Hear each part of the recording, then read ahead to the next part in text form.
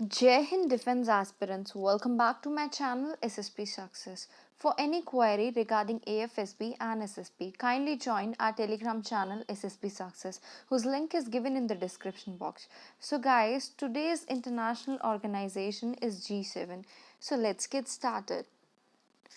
सो जो group of seven है so that is a forum जो कि वर्ल्ड की 7 लार्जेस्ट डेवलप्ड इकोनॉमीज़ का बना है, जिसमें गवर्नमेंट लीडर्स जो है वो एनुअली मीट करते हैं और डिस्कस करते हैं international economic and monetary issues को। आप इस मैप में देख सकते हैं कौन कौन सी कंट्रीज़ G7 में आती हैं। उसके बाद G7 की रूट्स जो है वो एक इनफॉर्मल मीटिंग से आई थी, जो कि finance minister of France, West Germany, US, Great Britain and Japan, जो कि उस टाइम पे ग्रुप ऑफ 5 था, उन्होंने कंडक्ट की थी in the wake of oil crisis that was there in 1973। उसके बाद क्या हुआ कि जो फ्रेंच के प्रेसिडेंट थे, उन्होंने इनवाइट किया लीडर्स को उन कंट्रीज़ के, including Italy, to Rambouillet in 1975 for further discussion on global oil. उसके बाद नेक्स्ट ईयर कनाडा को भी इनवाइट किया गया इस ग्रुप को ज्वाइन करने के लिए, और फर्स्ट मीटिंग जो हुई G7 नेशन की वो होस्ट की गई यूनाइटेड स्टेट्स के द्वारा, जो कि हेल्ड हुई थी प्यूर्टो रिको इन 1976।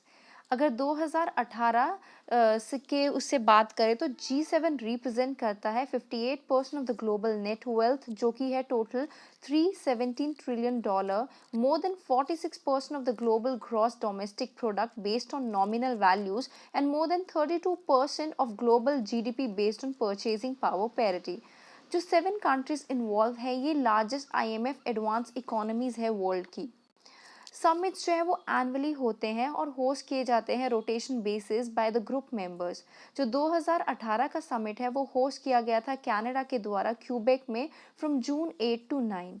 जो 45th G7 समिट है that was hosted by France from August 24 to 26 in 2019 in Biarritz in Nouvelle Aquitaine, France.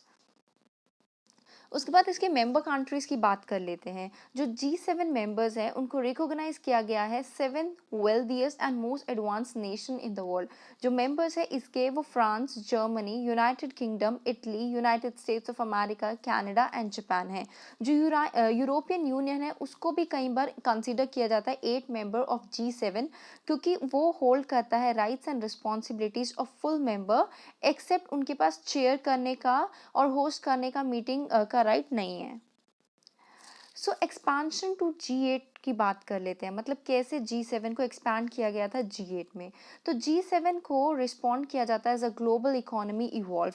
इन 1991 जो सोवियत यूनियन है they have pledged to create an economy with freer markets and held its first direct presidential election. उसके बाद 1994 में G7 meeting in Naples, जिसमें Russian president held a meeting with the G7 member countries, और जिसको बोला गया उस time पे P8 that is political add. 1998 में बाकी लीडर्स ने अर्ज किया इंक्लूडिंग यूएस प्रेसिडेंट, तो उसके बाद रशिया को ऐड किया गया G7 के ग्रुप में as a full time member, जो कि फॉर्मल ग्रुप G8 क्रिएट हो गया। उसके बाद 2014 में क्या होता है कि रशिया को सस्पेंड किया जाता है ग्रुप से, जब रशिया ने अनेक्स किया था क्रीमिया को और जब टेंशन हुई थी यूक्रेन में। उसके बाद 3 days का G7 summit that was concluded on August 26 2019 at Biarritz, Nouvelle Aquitaine, France. Although कोई जॉइंट कमिटी इशू नहीं हुई थी at the end of summit, जो फ्रेंच के प्रेसिडेंट थे उन्होंने एक स्टेटमेंट रिलीज की थी ये कहते हुए कि जो 7 इंडस्ट्रियलाइज नेशन है they are committed to open and fair world trade and global economic stability. अब की टेक अवेज की बात कर लेते हैं जो 2019 का समिट हुआ था उसके। जो डिस्कशन हुई थी फॉरेस्ट फायर्स, जो कि अमेजोन रेन फॉरेस्ट पे G7 कंट्रीज ने प्लेज किया था दे विल बी हेल्पिंग, मतलब $20 मिलियन की हेल्प प्रोवाइड करेंगे, ताकि फॉरेस्ट फायर जो अमेजोन रेन फॉरेस्ट में हुई है उसको फाइट किया जा सके। जो यूएस के ट्रेड कॉन्फ्लिक्ट्स हैं फ्रांस के साथ ओवर गाफा टैक्स, उस पर बात की गई, और दूसरे इश्यूज जैसे ईरान ओवर जो हमारा है joint comprehensive plan of action, उस पर भी बात की गई। यूएस चाइना ट्रेड वॉर पे भी बात हुई। G7 के leaders they have backed the existence and importance of Sino-British Joint Declaration of 1984 on Hong Kong and called for violence to be avoided.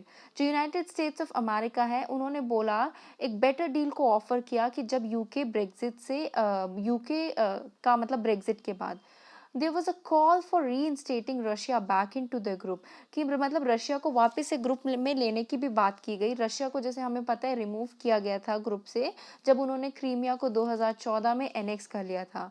Okay, as a reflection of strong bilateral relation between India and France एक special invitation भेजा गया था India को, ताकि India इस summit का part बन सके।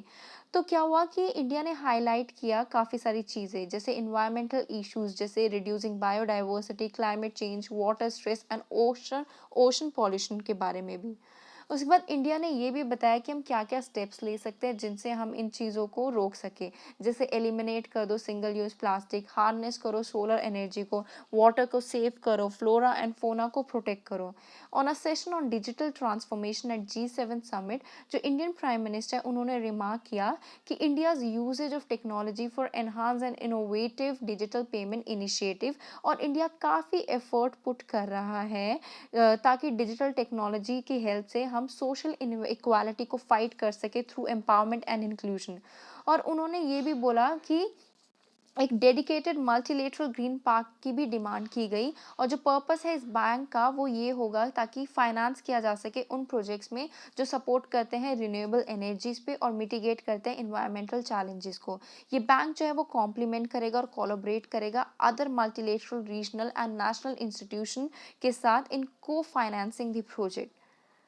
अब 47G समिट की बात कर लेते हैं। यूनाइटेड किंगडम ने इनवाइट किया इंडियन प्राइम मिनिस्टर को as a guest to attend the 47G7 summit that is scheduled to be held in June 2021। जो अदर की पॉइंट्स है इसके कि इसके अलावा कौन से गेस्ट कंट्रीज को और इनवाइट किया गया। Apart from India, Australia and South Korea are also invited to the participate in the proceeding of the summit as a guest countries. UK, India and G7 की बात कर लेते हैं। UK was the first P5 member जिन्होंने support किया था permanent UN security council seat के लिए इंडिया की, मतलब इंडिया को सीट मिलनी चाहिए उस चीज़ में। और फर्स्ट G7 मेंबर्स ने इनवाइट किया था इंडिया को टू G7 समिट इन 2005। जो प्रपोज समिट है that will be the first in person G7 summit in almost 2 years। जो इसका ऑब्जेक्टिव होगा ये होगा कि सारी डेमोक्रेसीज यूनाइट होके एक मतलब बेटर वर्ल्ड को बिल्डअप करेगी, और कैसे मतलब कोरोना वायरस को हम मिटिगेट कर पाएंगे, और कैसे एक ग्रीनर और मोर प्रोस्पेरस फ्यूचर को क्रिएट कर पाएंगे। पर्पस जान लेते हैं अब G7 कंट्रीज का। जो मेजर पर्पस होता है G7 कंट्रीज का, to discuss and deliberate on international economic issues. Sometime it act in the concert to help resolve other global problems also with special focus on economic issue. जो G7 है it fills out numerous global top list, जैसे leading export countries, largest gold reserves, largest nuclear energy producer, top contributors to the UN budget. अब G7 को क्यों criticise किया जाता है कई बार, तो कई बार क्या होता है कि जो G7 की गैदरिंग है they attract thousand of protesters. Okay, हर साल। तो काफ़ी सारे प्रोटेस्टर्स ये क्लेम करते हैं कि कोई भी रिप्रेजेंटेटिव नहीं है अफ्रीका से, रशिया से या फिर मिडिल ईस्ट नेशन से G7 के अंदर। और G7 लीडर्स जो है वो एक वाइड गैप क्रिएट कर रहे हैं हैव्स एंड हैव नॉट में, both in their countries as well as across the globe.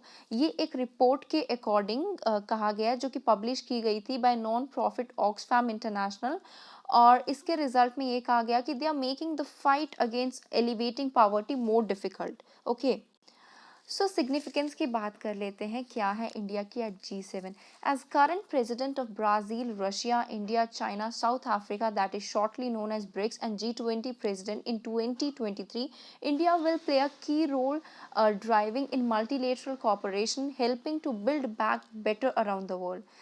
So guys, that was all about it. Do like, share and subscribe my channel SSP Success. Thank you guys. Bye bye. Take care.